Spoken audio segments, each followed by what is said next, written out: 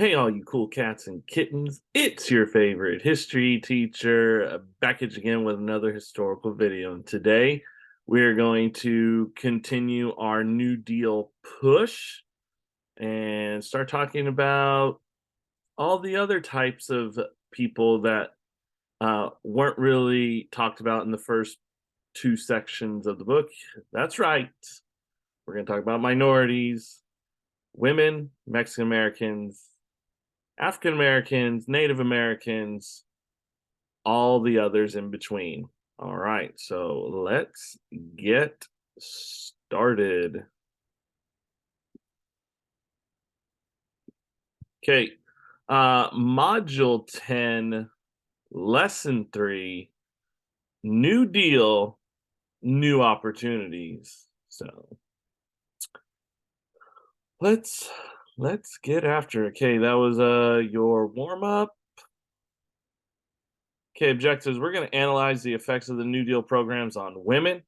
We're going to describe Roosevelt's attitude towards African Americans. We're going to identify the groups that formed the New Deal coalition and describe the supporter of FDR's New Deal.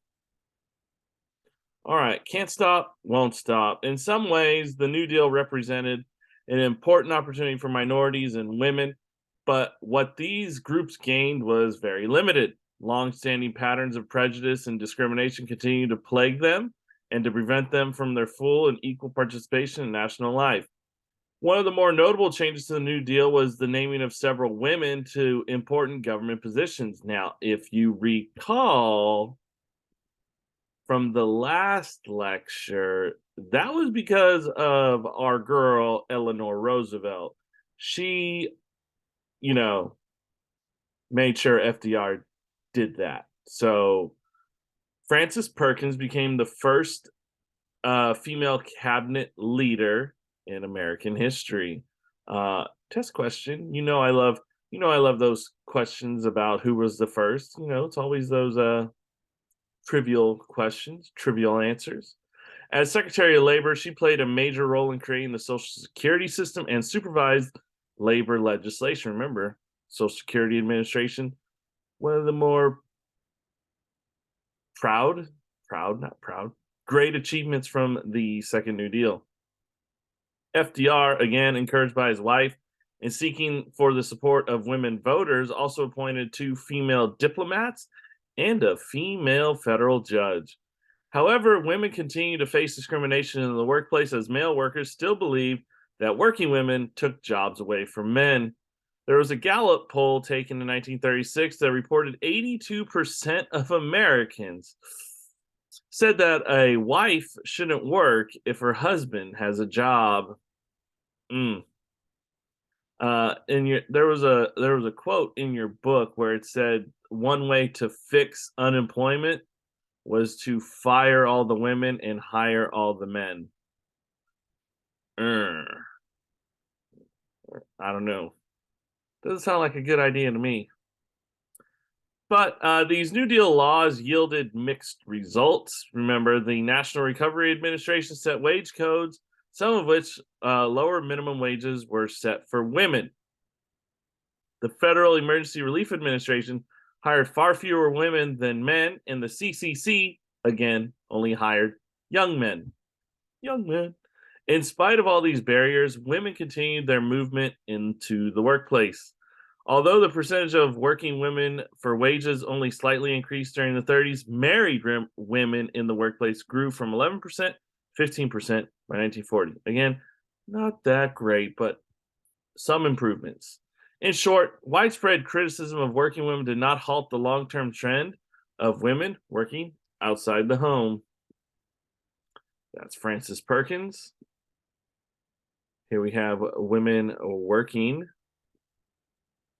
All right, the Black Cabinet. So African Americans had gained more political influence in the 1920s due to the Harlem Renaissance. They built upon their success in the 1930s. One notable activist, A. Philip Randolph, who organized the country's first all-black trade union, the Brotherhood of Sleeping Car Porters. His work and that of others will lay the groundwork foundation for what will become the civil rights movement. During the New Deal, FDR appointed more than 100 African Americans to key positions in the government. Mary McLeod Bethune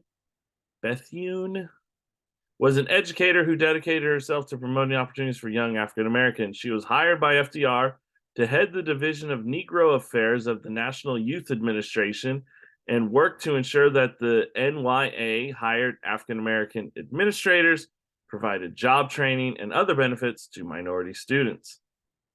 Bethune also helped organize a black cabinet of influential African Americans to advise FDR on racial issues. You have men named William H. Hasty and Robert C. Weaver were appointed to FDR's Department of the Interior. And now, never before had so many African Americans had a voice in the White House. Once again, staying true to her humanitarian impulses from the last lecture, remember, Eleanor Roosevelt played a key role in opening these doors for African Americans in the government. She invited African American leaders, including Walter White. Not that Walter White, though. The NAACP for an unprecedented meeting at the White House to help end discrimination against African Americans in some New Deal programs. She also coordinated meetings between the president and the NAACP to discuss about anti-lynching legislation. Remember, lynching is an unauthorized execution. And that is Mary McLeod Bethune, William H. Hasty on the left, and Robert C. Weaver on the right. That's Walter White. No, this middle guy. Middle guy is Walter White. All right, words are wind, if you know what I'm talking about. Despite efforts to promote racial equality, FDR test question. FDR never committed to the full civil rights for African Americans. He was afraid of upsetting white Democratic voters in the South, the ever important segment of his supporters. He refused to approve a federal anti-lynching law and an end to the poll tax, which were two key goals of the civil rights movement later in the 40s and 50s and 60s. A number of New Deal agencies clearly discriminated against African Americans, including the NRA, the CCC, and the TVA. They gave lower wages to African Americans and also favored whites. African Americans recognized the need to fight for their rights and improve conditions in the areas the New Deal ignored. In 1934, they organized the Southern Tenant Farmers Union, which sought to protect the rights of tenant farmers and sharecroppers, both black and white. In the North, the union created tenants groups and launched campaigns to increase job opportunities. In general, however, African Americans still supported FDR's administration and the New Deal, generally seeing them as their best hope for the future. Now, remember, African Americans or white Southerners up until about the 1930s largely voted Democrat.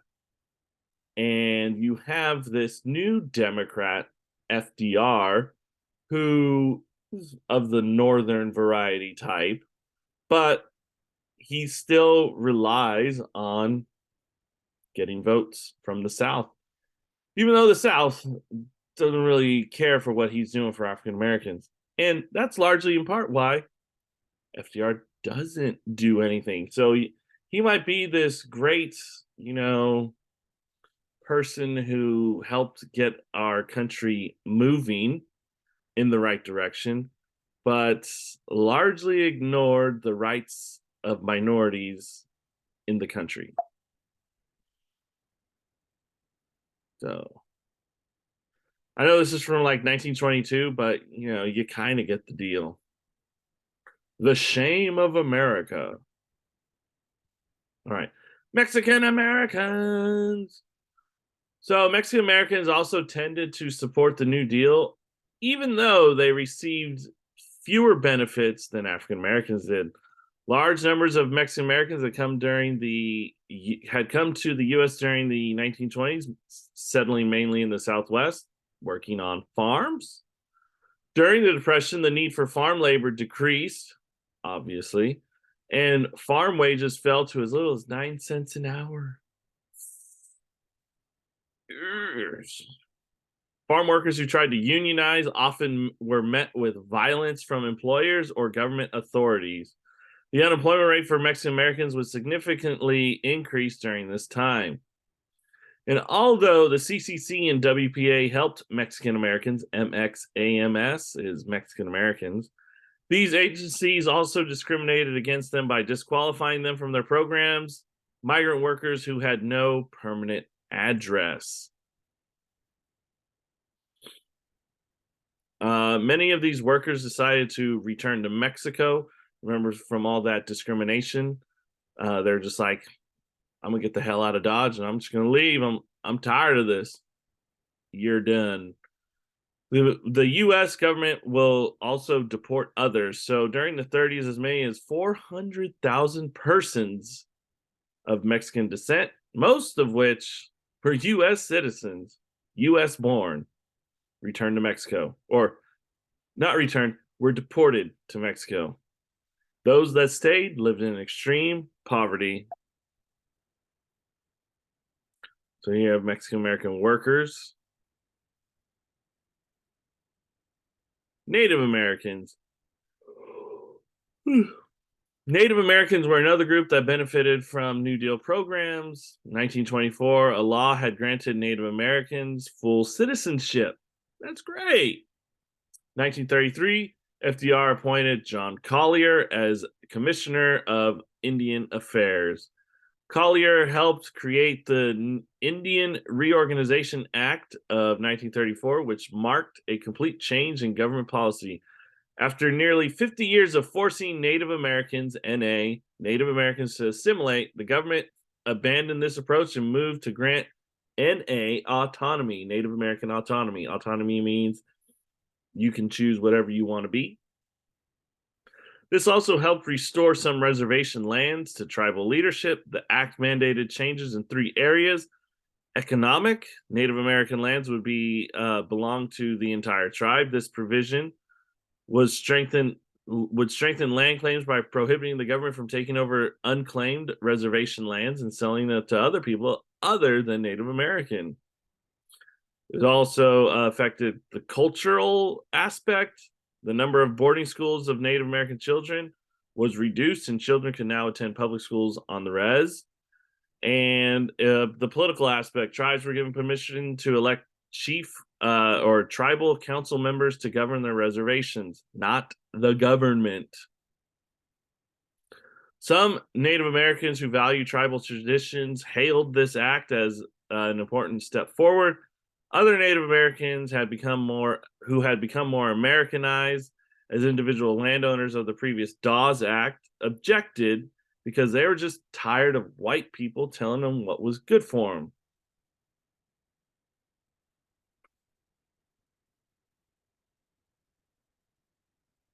So that's what's his name? John Collier, right here in the middle, with the 5 civilized tribes. All right, on the come up. Although the New Deal policies had mixed results for minorities, these groups generally backed FDR. In fact, one of FDR's greatest achievements was the creation of the New Deal Coalition, an alignment of diverse groups dedicated to supporting the Democratic Party. The coalition included Southern whites, various urban groups of African Americans, unionized industrial workers, et cetera. As a result, Democrats dominated national politics throughout the 30s and 40s. This period also saw a growth of organized labor. As a result of the Wagner Act and other labor legislation passed during the New Deal, union members also enjoyed better working conditions and increased bargaining power. In their eyes, FDR was a, quote, friend of labor. Labor unions donated money to FDR's reelection campaign, and union workers pledged him their votes.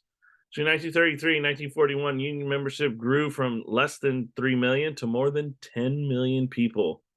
Unionization was especially affected coal miners and workers in mass production industries such as automobiles, rubber, and electrical industries. It was in these industries that a struggle for dominance within the labor movement began to develop. All right, union drama. So the AFL, one of America's largest labor unions, the American Federation of Labor, traditionally was restricted to only craft unions like carpenters or electricians. Most of all, AFL leaders opposed industry-wide unions that represented all the workers in a given industry, such as automobile manufacturing, because they're called the American Federation of Labor. Frustrated by this position, several key labor leaders, including John L. Lewis of the United Mine Workers of America and his eyebrows, and David Dubinsky of the International Ladies Garment Workers, formed the Committee for Industrial Organization to organize industrial unions. The committee rapidly signed up unskilled and semi-skilled workers, and within 2 years won union recognition in both the steel and automobile industries.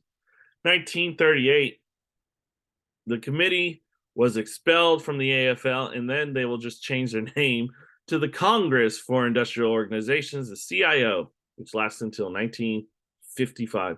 So, we're just going to get expelled from our big parent union and then just change our name because that works. So there's John L. Lewis and I forget his name. David Dubinsky. They kind of look related. Kind of. All right. So be humble, sit down. So one of the main bargaining tactics of the labor movement in the 30s was the sit down strike. Instead of walking off their jobs, workers remained inside their plants, but they didn't work. This prevented the factory owners from carrying out on production with strike breakers or scabs. However, some Americans disapproved of the sit down strike, calling it a violation of private property, but it proved to be an effective bargaining tool. Not all labor disputes in the 30s, however, were peaceful. Perhaps the most dramatic incident was the clash of Republic Steel plant in Chicago, Memorial Day, 1937. A lot of stuff happens in Chicago. I wonder why. Police will attack striking steel workers outside the plant, and in the end, 10 people were killed and 84 wounded. And this is called the Memorial Day Massacre. If you don't know what the word massacre means, it's an indiscriminate amount of people. 10 people is not that big of a deal. But I digress. The National Labor Relations Board stepped in and required the head of Republic Steel, Tom Girdler, to negotiate with the union. And there's a sit-down strike. Here's a picture called from when I searched up the Memorial Day Massacre. All right, reelected. So, last slide. Urban voters were another important component of the New Deal coalition. Support from the Democratic Party surged, especially in northern cities such as New York, Boston, Philly, and Chicago. These and other cities had powerful city political organizations that provided services such as jobs in exchange for votes. In the 1936 election, FDR carried out the nation's 12 largest cities. Support for FDR came from various religious and ethnic groups: Roman Catholics, Jews, Italians, Irish, Polish, and among some Slavic peoples, as well as African Americans. His appeal to these groups was based on New Deal labor laws and work relief programs that aided the urban poor. The president also made direct and persuasive appeals to urban voters at election time to reinforce support. He also appointed many officials of urban immigrant backgrounds, like Catholics and Jews, to important government positions. So women, African Americans, Mexican Americans, and Native Americans, and workers from all walks of life were greatly affected by the New Deal. And this will also have a tremendous influence on American society and culture. Kind of where we're going next. All right. That was a quick one. Very quick, very short. I believe it was only 7 slides of writing, so keeping it short. Keeping it short. All right. Your homework is page 465, 3 through 5. Again, page 465, 3 through 5. So hopefully you guys did enjoy that. I know it was very short, but quick and easy, talking about the other people, not just men, not just white men, the other groups that the New Deal also affected.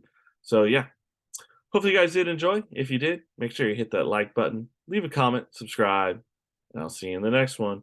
Peace.